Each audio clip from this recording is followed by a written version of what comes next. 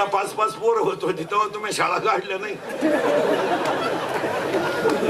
आता लोकांना पोरं होईन तर तुम्हाला उत आलाय.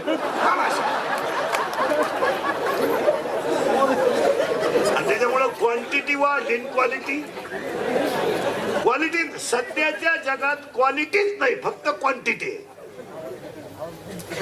फक्त क्वांटिटी. पोरं मोकार शाळेत जातात, गाडी आली 6 लाखाची न्यायला, 3 वर्षाचं पोर 6 लाखाच्या गाडीत, ते जात नाही झोपत आहे,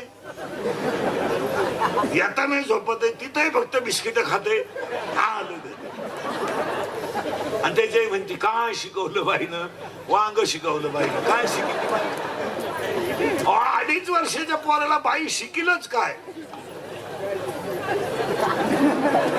मी एवढ्यांना शिकतोय तरी सुधरा ना, ती बाई 2.5 वर्षाच्या पोराला काय शिकत. बरं माझ्याकडे शिकायला का एका वर्गात भेट का, पहिली ते नदी.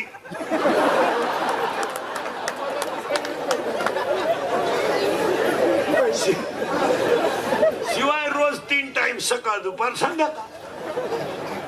नाही चला हे फायनल करून घ्यायचं अभंगाला.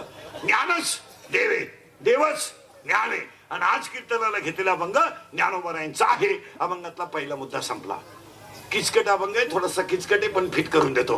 ज्ञानच देवे, देवच ज्ञान आहे. ज्ञानच देवे, देवच ज्ञान आहे. फक्त ज्ञान असं आहे 12व्या अध्यायात पाहिजे. आणि 12व्या अध्यायातलं ज्ञान पाहिजे कोणतं, 13व्या अध्यायातलं. आंतरिक ज्ञान व्हावे, बाह्य लाभेल स्वभावी. नाही तर ज्ञान नसलं तर गडी देखणारही पण गडी नाही. गडी देखणारही कोण नाही वाटतं त्याचा खिच घ्यावा, पण गडी नाही ना. काय काय मग घ्या लिहून यादी.